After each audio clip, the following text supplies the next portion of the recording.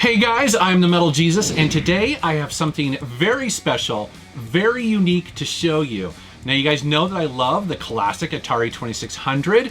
Now imagine you were to try to recreate that and have it look like a Sony Walkman from the 80s. Now this is a recreation, this is not emulation, and I'm going to explain that. This is very unique, super cool. Let's take a look.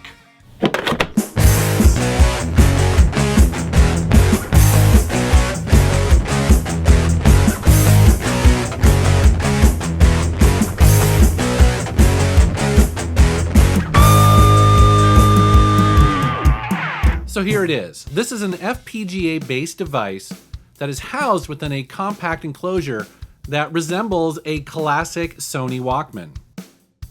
This has HDMI video and audio output, but it also has analog output if you want to use it. More importantly, this is a perfect Atari 2600 core hardware implementation, and I'm going to explain that a little bit further, but it's very important and it's what sets this apart. This was sent to me by Chris Brenner, a user over at the AtariAge.com site, who basically made it in his spare time. Now, this works with all Atari 2600 peripherals, and because of its design, it's possible for this to work with all of the Atari 2600 cartridges, including the ones that are kind of odd-sized and odd-shaped. So perhaps you were young, and maybe you didn't grow up with the Atari 2600. What's the big deal, right? Well, here is footage taken from the original Atari. Now remember, the original Atari had an RF connector, so it was very low quality, and it really only worked with CRTs. Now, here is how it looks on this device. Now keep in mind, same game, same cartridge. Totally different, totally amazing.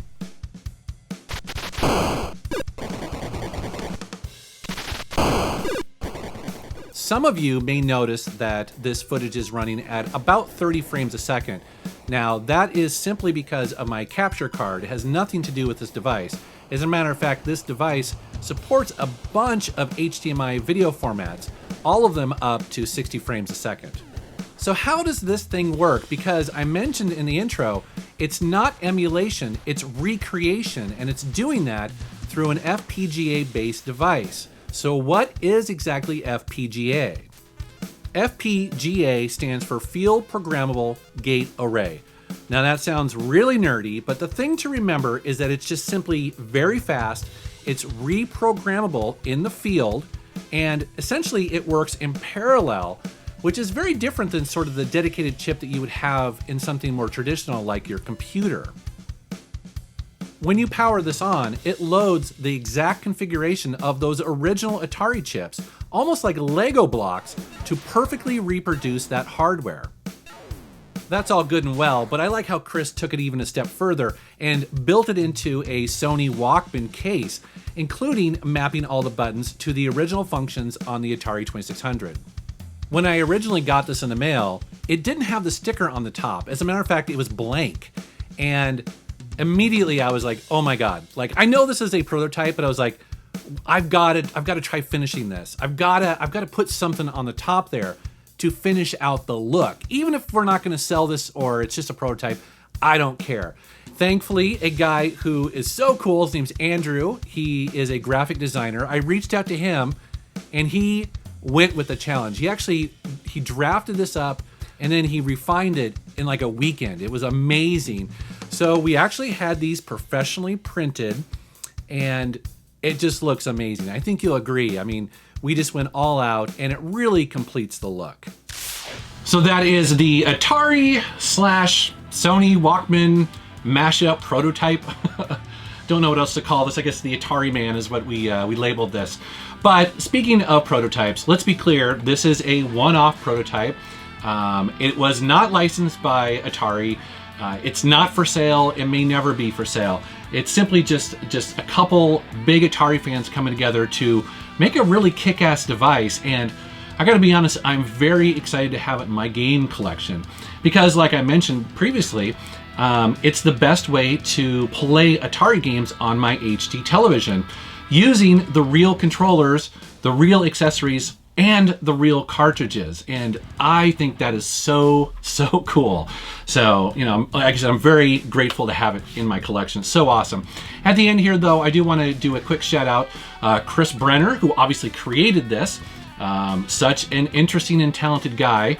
And then also Andrew from rockheartclothing.com. I'm actually wearing his shirt right here. He's a graphic designer. He makes really cool shirts and obviously a bunch more stuff. So if you want to find out more about those guys, please check out the video description below. Now at the end here, I'd love to know what you guys think. You know, would you love to own one of these?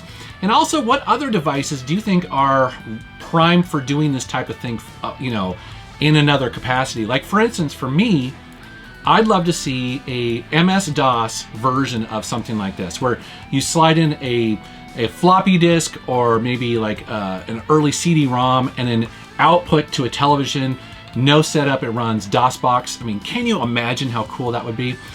So many possibilities. All right, guys, thanks very much for watching my channel. Thank you for subscribing and take care. Not many people realize that some Atari games were released on cassette. Yes, audio cassette, and I did a video on that called the Supercharger. You want to check that out if you're an Atari fan. Also, if you're getting into collecting the Atari, I have a buying guide, very handy for new Atari collectors. Thanks for watching.